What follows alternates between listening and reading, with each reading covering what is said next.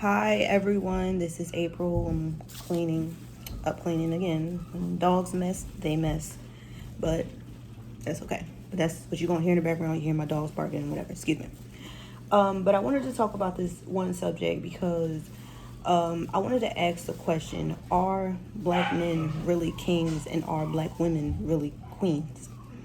I want to talk about the logic of it. I want to talk about why it was said in the first place. I want to talk about it realistically because of the fact, we always hear people say that in, I know I hear Cynthia G or whatever saying it a lot, that we live in a black male worshiping culture. And a lot of people don't agree with some of the stuff that she says, but the truth is we do live in a culture where we worship our black men. I had made a video once where I had said that I worshiped black men so much that I had to take it to prayer. I had to literally pray about it because I saw them a certain way. Once you walk into that door, just whatever. I don't know, if you talk to some of my ex-boyfriends, you might know what I'm talking about. But anyway, I want to ask, are black men really kings? Are women really queens? Now, if we was to just simply look at a nation, let's say Shaka Zulu, how many kings was it's like, was all those people considered kings?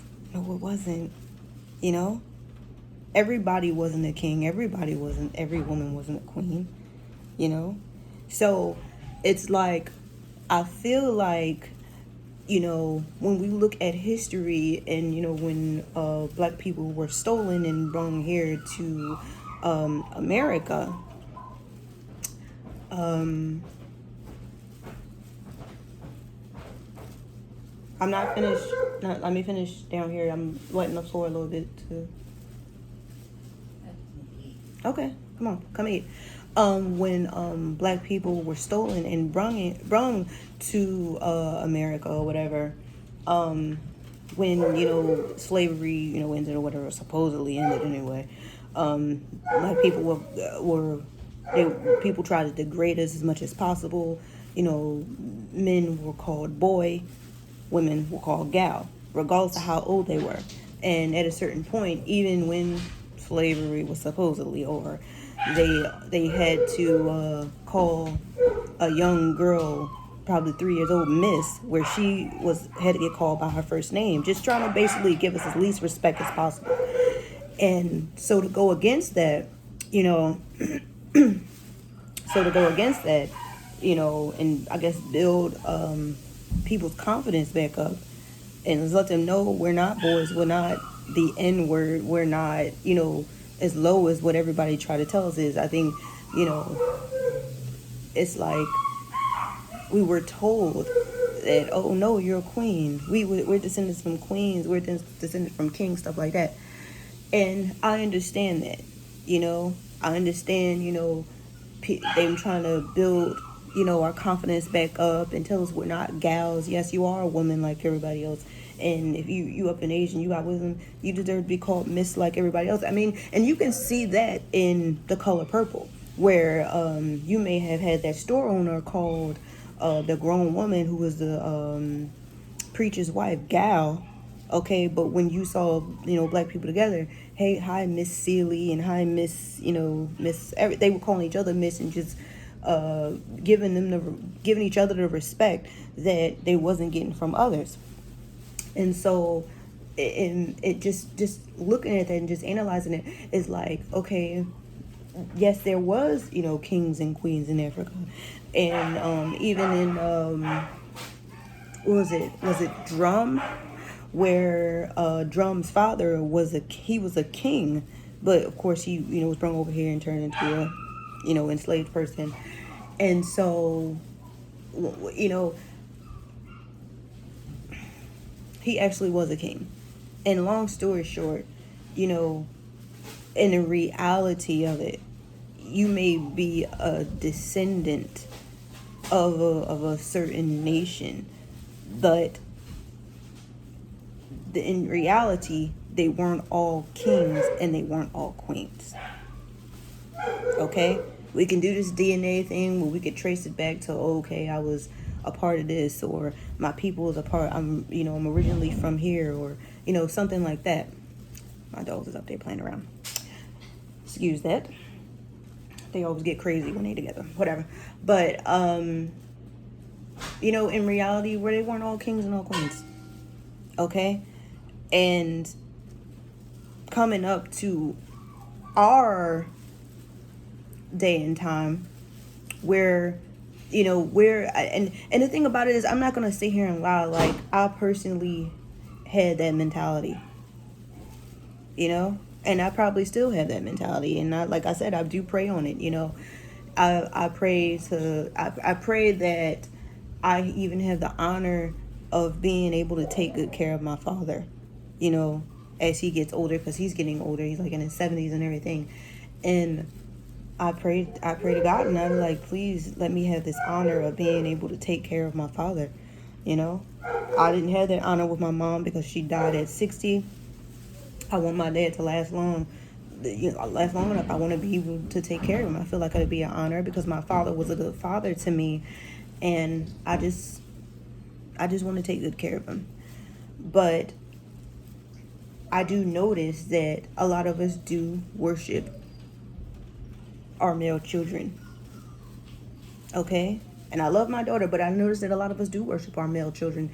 And I think that, can you sit here and say that all black men are kings and all black women are queens, and then tell us not to worship them? Okay? What do you do to a king? You worship him. Were they not worshipped? Okay? To some degree. Not, like back in the day, stuff like that. What do people do? Like, you do give them a certain amount of respect than you would the average person. So how can you basically tell us that all black men are kings and then tell us not to worship a king? I think, first of all, we need to recognize that the reality of it all, that they weren't all kings. And if that's the truth, bringing it up to our time, that would explain why you have some guys who do act like peasants, why you have a lot of not all, but there are some black men who don't take care of their children. They'll have kids and then just walk out. It's your job, just walk out, probably there up until the baby is born, and then he out. You see what's what. Is that king-like behavior? No. Okay?